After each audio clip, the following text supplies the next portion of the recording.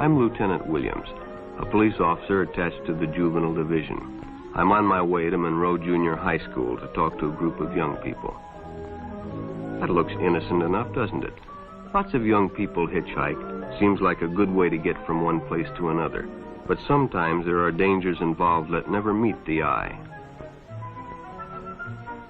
Let's take the case of Jimmy Barnes. Jimmy played baseball all afternoon, and he didn't feel like walking home, so he decided to thumb a ride.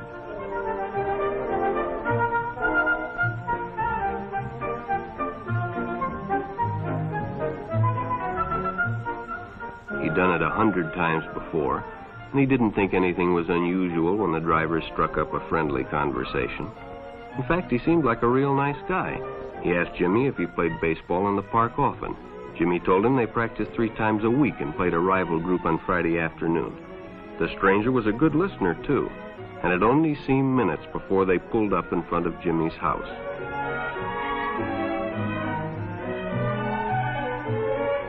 When Jimmy got out, the stranger gave him a friendly pat.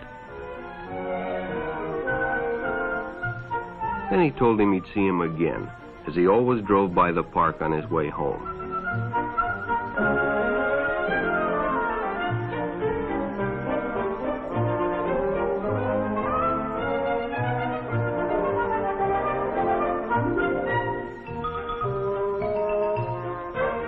Sure enough, the following day, when Jimmy finished playing ball, well, the man was there waiting.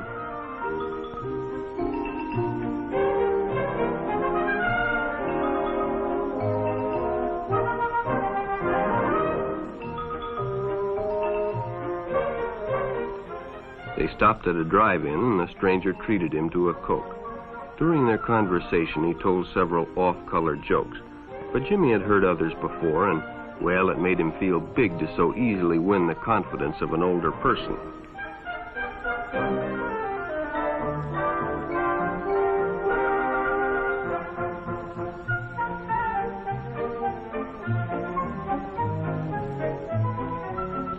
The following Saturday, they went fishing together. By now, they were using first names. Ralph said it was more friendly.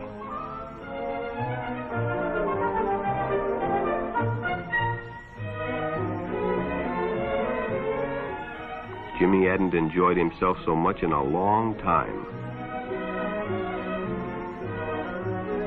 Then during lunch, Ralph showed him some pornographic pictures. Jimmy knew he shouldn't be interested, but, well, he was curious.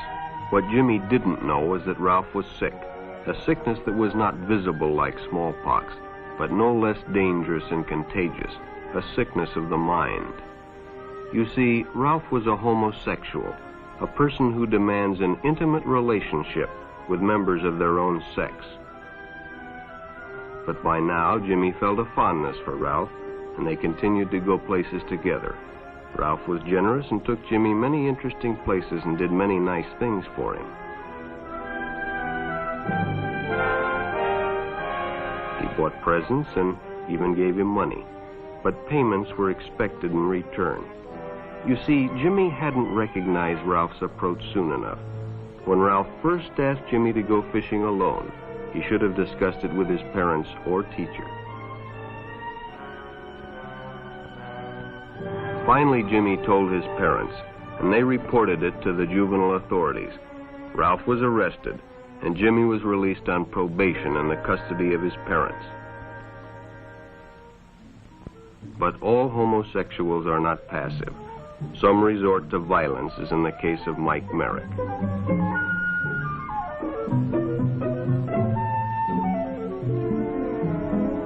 In the heat of competition, no one noticed the man who sat and watched. And when the game broke up and the others left, Mike decided to stay and practice a little longer.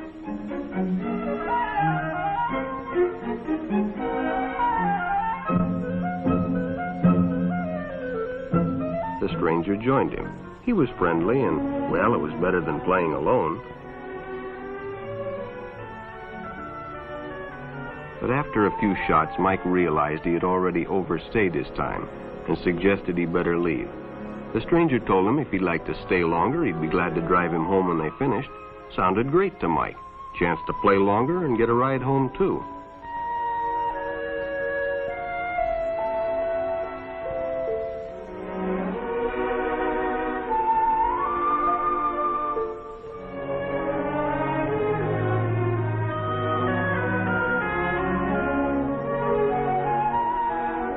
When they finished, the stranger told him he'd make a fine player someday if he got lots of practice. The companionship, the praise, the friendly attitude dispelled any misgivings Mike might have had about going with a stranger. He probably never realized until too late that he was riding in the shadow of death. But sometime that evening, Mike Merrick traded his life for a newspaper headline.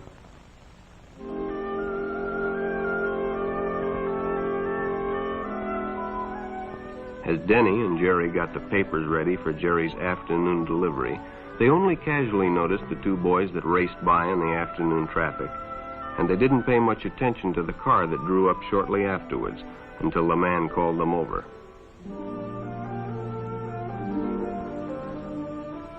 Had two boys been by on bicycles? The boys nodded they had. Could they recognize them if they saw them again? Well, Denny guessed he could. Then hop in, the man said. Those are stolen bikes. Without giving it another thought, Denny got in and the car sped away. Jerry watched. He'd been told many times, if a friend got in a car with a stranger, to write down the license number. It didn't seem to apply, but, well, fortunately, he marked it down.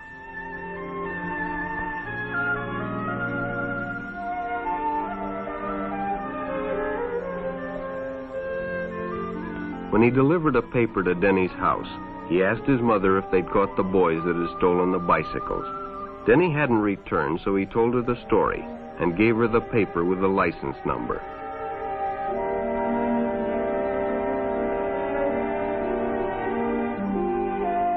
Being a careful parent, she decided to call the police.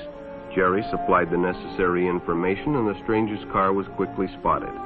It was a good example of how important it is to always get the license number and description of any stranger who takes a young person off alone, no matter what they tell you.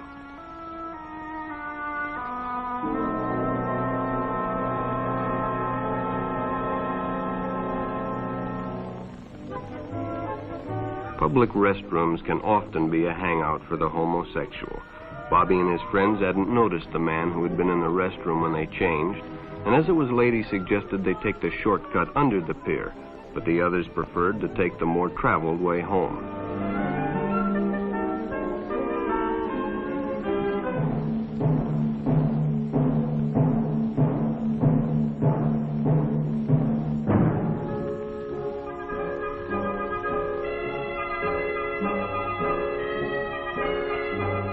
When Bobby recognized the stranger as the man in the restroom, the shortcut under the pier didn't seem like a good idea at all.